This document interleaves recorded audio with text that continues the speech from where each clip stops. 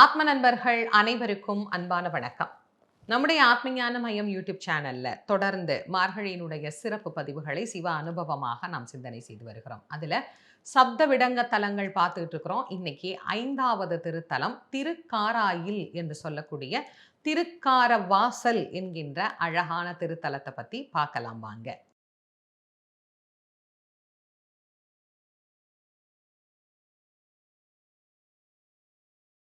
இதுவரைக்கும் நாம 4 சப்தவிடங்க தலங்கள் பார்த்தோம். அது எல்லாமே பிரபலமான கோவில்கள். திருவாரூர்னா எல்லாருக்கும் தெரியும். நாகப்பட்டினம்னா எல்லாருக்கும் தெரியும். ஆனா, இந்த ஊர் எல்லாருக்கும் தெரியுமா? அப்படின்னா, அநேகமானோருக்கு தெரியாது. திருக்காராயில் அப்படிங்கிறது இதற்கு பெயரு. இன்னைக்கு புழக்கத்துல மக்கள்ட்ட திருக்காரவாசல் அப்படிங்கிற பெயர் தான் அழைக்கப்படுகிறது. இது எங்க இருக்கு அப்படின்னா, திருவாரூர்ல இருந்து சுமார் ஒரு 13, 14 கிலோமீட்டர் தொலைவில தான் இந்த கோயில் அமைஞ்சிருக்கு. ஒரு 20 நிமிஷத்துல நம்ம போயிரலாம். திருவாரூர்ல இருந்து நான் உங்களுக்கு வழி சொல்றேன். திருக்காரவாசல் அப்படிங்கிறது இந்த ஊரு. இந்த திருக்காரவாசல்ல எழுந்தருளி அருள் புரியக்கூடிய பெருமானுக்கு பெயர் என்னன்னா, கண்ணாயிரநாதர் அப்படின்னு பெருமானுக்கு பேரு.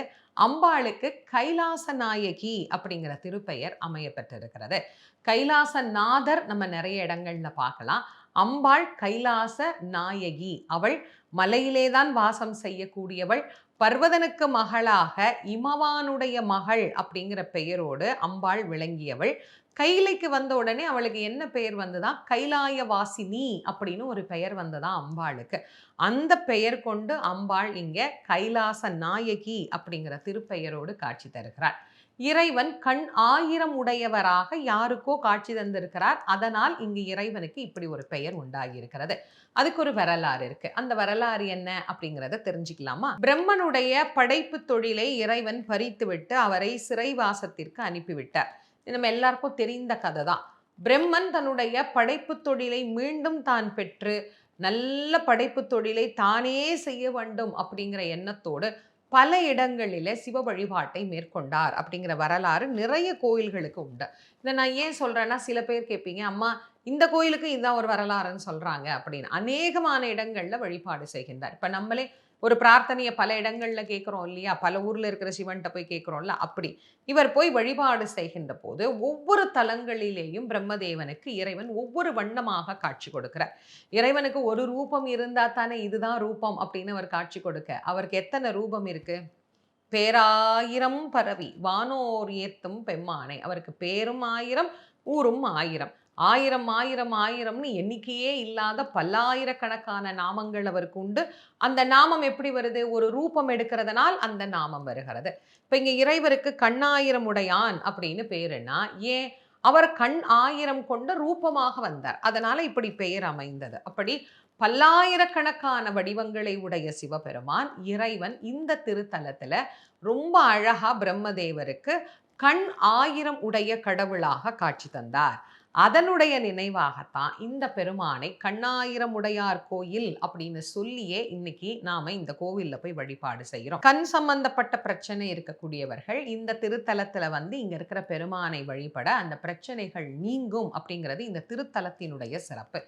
இங்க இருக்கக்கூடிய ஒவ்வொரு தெய்வத்துக்கும் ஒவ்வொரு அழகான வரலாறு இருக்கிற மாதிரி இங்க பிள்ளையாருக்கு கூட ஒரு அழகான கதை ஒண்ணு சொல்லுவாங்க.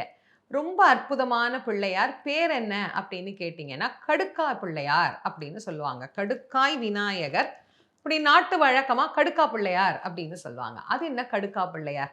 இங்கே ஒரு வியாபாரி வந்தார் ஒரு முறை. அவர் ஜாதிக்காய் வியாபாரம் செய்யக்கூடியவர். ஜாதிக்காய் மிக விலை அதிகம் உடையது. இன்னைக்கும் ஜாதிக்காய், ஜாதிபத்திரி எல்லாமே ரொம்ப விலை ஜாஸ்தி. 1000 கணக்குல கொடுத்து வாங்க வேண்டிய பல பொருட்கள்ல அந்த வாசனை பொருட்கள்ல அதெல்லாம் ஒண்ணு.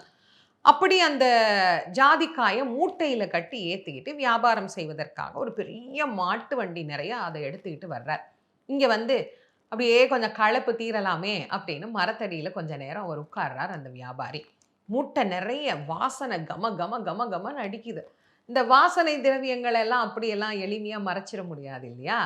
அப்போ விநாயக பெருமான் என்ன பண்ணாரு, இவரை கொஞ்சம் அப்படி விளையாடித்தான் பார்ப்போமே, ஏதோ அன்னைக்கு விநாயகருக்கு அவர் கூட விளையாடணும்னு தோணி இருக்குது. விளையாடித்தான் பார்ப்போமே அப்படின்னு அவர் என்ன பண்றாரு, அவர்கிட்ட ஒரு மாறு வேஷத்துல வந்து வேற மாதிரி தன்னுடைய உருவத்தை மாத்திக்கொண்டு அங்கிருந்து வந்து அப்படியே பக்கத்துல உட்கார்றார். எங்க இருந்து வரீங்க? நான் ஒரு வியாபாரி, தூரத்துல இருந்து வரேன். அப்படியே பேச்சு குடுக்குறார். பேச்சு குடுத்து அவர்ட்ட போய் கேட்கிறாரு, மூட்டை நிறைய வச்சிருக்கிறீங்களே, என்ன வச்சிருக்கிறீங்க அப்படின்னு கேட்குறார். வியாபாரி என்ன பண்ணாரு, இதெல்லாமா இதெல்லாம் வந்து வியாபாரத்துக்கு எடுத்துட்டு போற கடுக்கா மூட்டை அப்படின்ட்டார். அவரு வாயில தான் வந்துச்சு. எல்லாம் கடுக்கா மூட்டை அப்படின்னார். ஏன்னா கடுக்காய்னா யாரும் கேட்க மாட்டாங்கல்ல. ஜாதிக்காய்னா எல்லாரும் கேட்பாங்க. கடுக்கான்னா யார் கேட்பா? அதனால கடுக்காய வந்து மூட்டையில இருக்குன்னு சொல்லி அவர் ஏமாத்திட்டு பொய் சொல்லிட்டு போயிட்டார். பொய் சொன்னது மனுஷங்கிட்டன்னு அவர் நினைச்சுட்டாரு. ஆனா பொய் சொன்னது புள்ளையார்கிட்ட. நேரா வியாபாரத்துக்கு போய் அந்த மூட்டைய பிரிச்சு அங்க பார்க்கும்போது தான் அவருக்கு தெரியுது, உள்ள இருந்த ஜாதிக்காய் எல்லாம் கடுக்காயாக மாறி போயிருந்தது. அவர் அங்கிருந்து திரும்ப வந்து, ஆஹா! பெருமானே நான் தப்பு பண்ணிட்டேனே! நான் உள்ள இருக்கிறதெல்லாம் என்ன பொருள் அப்படிங்கிற உண்மைய மறைச்சு, கடுக்காய் அப்படின்னு நான் சொன்ன காரணத்தினால் என் பொருளெல்லாம் கடுக்காயாய் மாறிப் போய் விட்டதே அப்படின்னப்போ, பிள்ளையார் வந்து சொன்னாரு, நான் தான்ப்பா கொஞ்ச நேரம் உன்கிட்ட விளையாடினேன். உண்மையே பேசி பழகு. பொய் இருக்கக்கூடாது. கேட்டா 2 குடு, இல்லன்னா முடியாதுன்னு சொல்லு.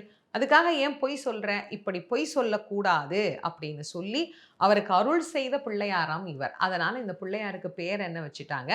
கடுக்காய் விநாயகர் அப்படின்னு பேர் வச்சுட்டாங்க. இத்தனை சிறப்புக்குரிய இந்த திருத்தலத்துல தான் நாம பார்த்துட்டு இருக்கிற விடங்கர் ரொம்ப அழகா எழுந்தருளி அருள் புரிகிறார் வீர சிங்காசனத்துல.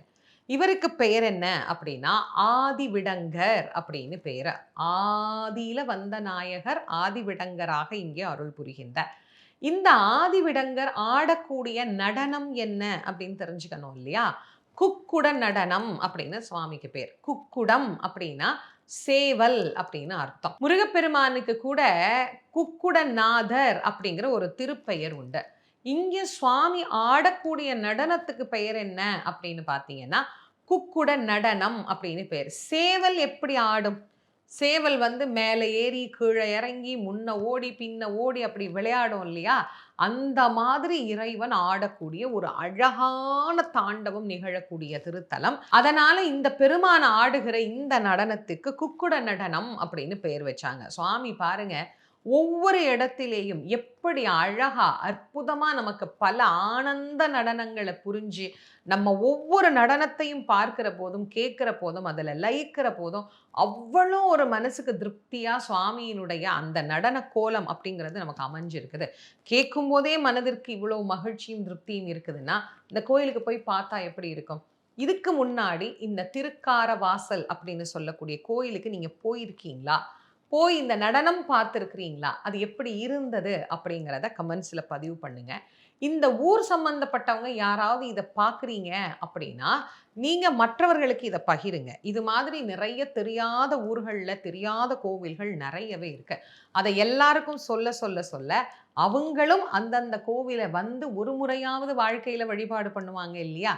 அதுவே ரொம்ப சிறப்பு தான். இன்றைக்கு திருப்பள்ளி எழுச்சியினுடைய பாடலையும் திருப்பாவை பாடலையும் நாம் சிந்திக்க இருக்கின்றோம். முந்திய முதல் நடு இறுதியும் ஆனாய் மூவரும் அருகிலர் யாவர் மற்றறிவார் பந்தனை விரலியும் நீயும் நின் அடியார் பழங்குடில் தோறும் எழுந்தருளிய பரணே செந்தழல் புரை திருமேனியும் காட்டி திருப்பெரும் துறை உரை கோயிலும் காட்டி அந்தனாவதும் காட்டி வந்து ஆண்டாய் ஆரமுதே பள்ளி எழுந்தருளாயே.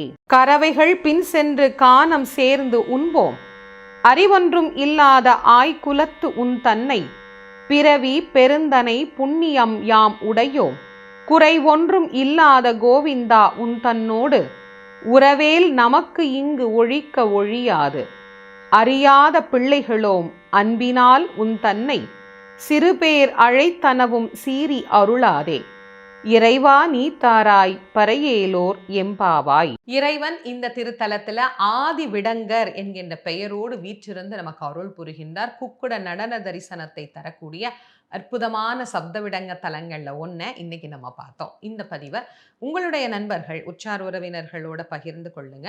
நம்முடைய ஆத்மஞானமயம் யூடியூப் சேனலை இதுவரைக்கும் நீங்க சப்ஸ்கிரைப் பண்ணலைன்னா கண்டிப்பா பண்ணிக்கோங்க. மீண்டும் நாளைய மார்கழியின் சிவ அனுபவத்தில் உங்கள் அனைவரையும் சந்திக்கிறேன். அதுவரை உங்கள் அனைவருக்கும் நன்றியும் வணக்கமும் கூறி விடைபெறுவது திருமுருக வள்ளல் வாரியார் சுவாமிகளின் மாணவி தேசமங்கேற்கரசி. நன்றி, வணக்கம்.